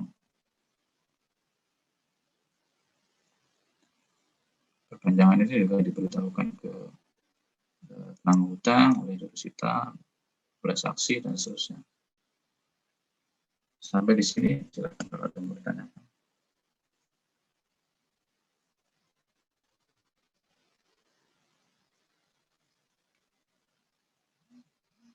Dan itu bagaimana kalau misalkan objek paksa badan itu melarikan diri, katakanlah luar negeri, itu kabur.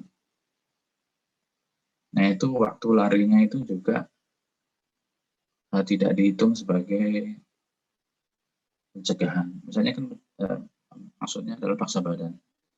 Misalnya adalah paksa badannya 6 bulan. Tiba-tiba dia kabur 2 bulan.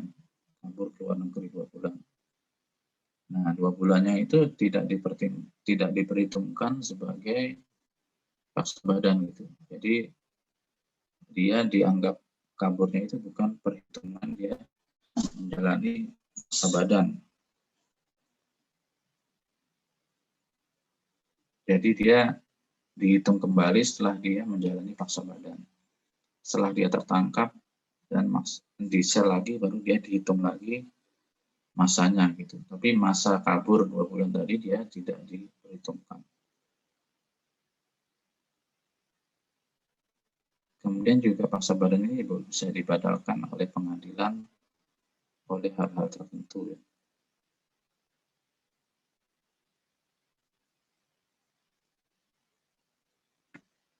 Itu karena situasi dan kondisi tertentu maka bisa dibatalkan oleh pengadilan.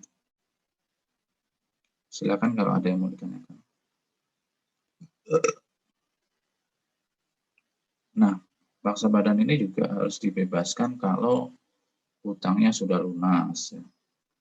Hutangnya ditarik, usianya sudah 80 tahun. Nah, itu paksa badan harus dibebaskan. Penanggung hutang harus dibebaskan.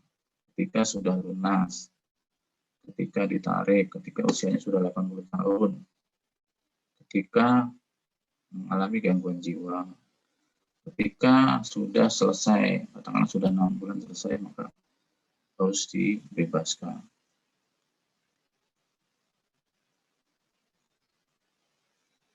Atau mungkin ada kebijakan lain, misalnya sudah membayar 50%, nah itu dapat dibebaskan. Ada perbedaan di sini ya. Objek pasal harus ya, di sini ada harus, tapi di sini ada dapat ya. Objek pasal dapat di sini karena situasi tertentu, misalnya membayar 50%. 50% di sini kan menunjukkan itikat baik ya. Sudah ada itikat baik, itu bisa objek badan bisa dibebaskan. Atau ada permintaan dari kejaksaan karena hal-hal tertentu. Dan seterusnya. Sampai di sini kalau ada yang mau ditanyakan, silakan. Izin bertanya, Pak. Oh iya, Abian Iqbar, silakan. Iya. Saya mau bertanya tentang perbedaan tadi disebutkan bahwa penarikan atau pengembalian kepada penyerah piutang. Kalau di PowerPoint sebelumnya itu yang tentang biaya administrasi itu kan ada perbedaan, Pak. Nah, apakah kalau yang di paksa badan ini penarikan dan pengembalian oleh penyerah piutang itu ada perbedaan juga? Iya, terima kasih. Pak, terima kasih untuk pertanyaannya, bagus sekali. Untuk dalam hal ini misalnya berkasnya ditarik gitu ya, ditarik itu sama dengan sebelumnya. Jadi kalau untuk itu kan terkait dengan BIAT ya, BIAT PPN atau biaya administrasi pengurusan piutang negara. Itu tarifnya sama. Misalnya dia ditarik itu kan 2,5%. Tapi kalau pengembalian enggak. Kalau pengembalian itu biasanya kalau pengembalian itu kan beda lagi ya. Pembalian itu biasanya utangnya sudah lunas, terus dia termasuk yang tidak memenuhi syarat untuk diurus oleh PUPN. Itu kalau pengembalian. Kalau penarikan itu berkasnya aktif ya, kemudian ditarik oleh penyerah piutang, itu 2,5%. Kalau pengembalian 0%. Kalau yang kaitannya dengan paksa badan ini sama. Untuk biatnya sama. Itu tidak ada bedanya. Karena ini kan kaitannya dengan eksekusi penanggung hutang ya. Tapi kalau biat ini dia tidak ada perbedaan. Baik itu paksa badan maupun tidak paksa badan, dia tarifnya tetap sama. Mungkin itu ya, Apian ya. Iya, Pak. Terima kasih, Pak. Kita lanjutkan. Kita masih di aktivitas PUPN di sini ya. Kalau surat paksa ya seperti aktivitas produk hukum pada umumnya ya. Jadi tidak ada hal yang perlu diperhatikan. Cuma di sini memang komunikasi ya, kemampuan komunikasi dari jurusita untuk mendapatkan tugas itu harus betul ya, artinya untuk komunikasinya harus baik, misalnya tidak menyinggung perasaan dari penanggung hutang ya, harus bisa melihat situasi suasana ya. Tidak boleh di tempat ramai, kalau perlu di tempat yang khusus ya, ruangan tertutup ya. Baik itu maupun perorangan, badan hukum sama saja, maupun ahli waris juga sama saja. Jadi harus ditemui penanggung hutang ya, dan lihat situasi, tempatnya harus tempat ya, jangan sembarangan misalnya menyerahkan lagi di tempat ibadah, di tempat keramaian, harus dijaga dari penanggung hutang itu untuk tidak menyerahkannya secara layak di tempat-tempat yang baik. Dan itu kalau nanti di tempatnya salah ya, kemudian cara komunikasinya salah, itu penanggung hutang bisa katakanlah tersinggung, kemudian bisa terjadi konflik. Nah itu bisa menyebabkan tugas itu menjadi gagal. Nah, itu harus diperhatikan. Teknik komunikasi dan suasana. Dan sama juga dengan penyitaan juga sama ya. Penyitaan itu sangat teknis ya. Sangat teknis. Jadi sini juga harus cermat ya dalam melakukannya. Misalnya harus didahului dengan komunikasi yang baik. Nah, itu tidak serta-merta begitu datang di objek terus langsung bilang ke penanggung hutang, Pak, saya langsung mau menyita objek Bapak, dan secara mengejutkan ya, kemudian penanggung hutang mungkin kaget atau marah ya, atau penanggung hutang bisa tersinggung. Nah, itu bisa menyebabkan gagalnya penyitaan ya. Penyitaan itu yang menyebabkan hal-hal yang bisa membuat tersinggung atau hal-hal yang bisa membuat penanggung hutang tidak nyaman. Misalnya seperti katakanlah tempat untuk mencari nafkah diambil juga, atau kaitannya dengan alat pertukangan, tempat tidur diambil, ternak.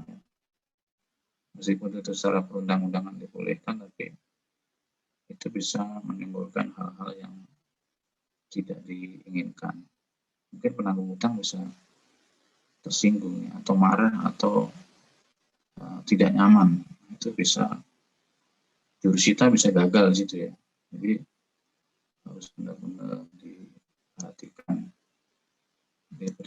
diperhatikan untuk teknis penyitaannya. Kemudian juga pengamanan dari barang jaminan itu. Kalau barang bergerak memang harus diamankan secara lebih cepat ya, dibandingkan dengan barang yang tidak bergerak seperti kendaraan ya, itu harus diamankan dengan lebih cepat ya. Karena kan kendaraan gampang berpindah ya. Mudah hilang. Itu harus jurusita harus cermat ya, mengamankannya, kemudian menaruhnya di tempat tertentu ya. Katakanlah penyimpanannya di KPKNL atau gudang tertentu ya.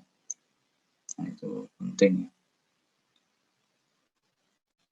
Nah, penyitaan ini merupakan hal yang merupakan peristiwa hukum yang penting, jadi harus dilakukan dengan cermat ya. Objeknya harus tepat, misalnya objeknya adalah sebidang tanah A, lokasinya di suatu tempat yang memang ditetapkan, itu juga harus cermat, tidak boleh meleset ya. Misalnya seharusnya yang disita adalah objek A, tapi yang disita ternyata objek B. Nah, itu kan juga tidak tepat. Nah, itu harus cermat. Demikian juga luasnya harus cermat, tidak boleh luasnya salah ya, atau sertifikatnya salah. Kemudian ke dalam penyitaan juga tidak boleh malam hari ya. Penyitaan yang dilakukan malam hari juga tidak boleh, atau hari Minggu. Misalnya surat tugas penyitaannya itu hari Senin, tapi dilaksanakan hari Minggu, itu juga tidak boleh. Atau dilaksanakan malam hari, yang mana objek tidak nampak atau tidak terlihat, itu juga tidak boleh. Kemudian kita masuk di paksa badan, ya, penyanderaan. Ini juga harus hati-hati karena kaitannya dengan hak asasi seseorang ya, hak asasi manusia, hak asasi seseorang, dan perlu dipertimbangkan juga apakah KPKNL siap memiliki tempat, memiliki biaya untuk paksa badan ya, yang mana konsekuensinya akan menimbulkan biaya yang dikeluarkan, biaya kesehatan, biaya makan dan seterusnya. Jadi ini dalam hal ini paksa badan harus dilakukan dengan cermat ya. Dan juga ada risiko di situ, kalau paksa badan itu bisa juga ditimbul perlawanan ya. Perlawanan dari penanggung hutang. Bisa menimbulkan mungkin perlawanan atau keributan atau keberatan. Jadi harus dilakukan dengan berbagai pertimbangan. Nah, ini referensi yang mungkin Anda baca lagi ya, terkait dengan pengurusan piutang negara, PMK 240, Dirjen 6, Undang-Undang PUPN. Silakan Anda nanti baca kembali untuk literatur tersebut. Dan apa yang saya sampaikan di sini pada sininya adalah inti-inti dari literatur tersebut ya, atau referensi tersebut.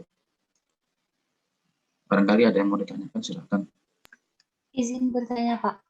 Oh ya, silakan, Dera Silva. Iya, tadi mau bertanya mengenai paksa badan. Tadi kan kalau gangguan jiwa itu nggak boleh dilakukan paksa badan. Kalau ternyata si penanggung utang itu cuma pura-pura gangguan jiwa dan pas dia diperiksa oleh dokter itu divonis gangguan jiwa gitu. Tapi setelah dibebaskan, dia malah sehat. Apakah dia akan ditindaklanjuti dan apakah kasus seperti ini pernah terjadi, Pak?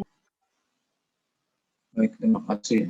Pertanyaannya bagus, Dera Silva. Ini kan penanggung utang ini yang nggak boleh ya, salah satunya mengalami gangguan jiwa ya. Itu juga harus berdasarkan pemeriksaan dokter. Jadi tidak boleh misalnya pura-pura gila gitu. Itu tidak boleh ya. Dan kemudian juga kalau misalkan itu dia sembuh, ya sembuh juga harus melalui pemeriksaan. Jadi nanti ada namanya pemeriksa atau petugas piutang negara atau pemeriksa piutang negara. Di situ juga akan melakukan investigasi atau penyelidikan apakah penanggung utang ini akan pura-pura gila atau benar-benar gila gitu. Kemudian juga ditindaklanjuti misalkan meminta pendapat dokter lagi kalau memang dia sehat ya, tentunya di proses lebih lanjut ya, bisa diperpanjang ya, paksa badannya bisa dilanjutkan seperti itu. Barangkali ada yang lain.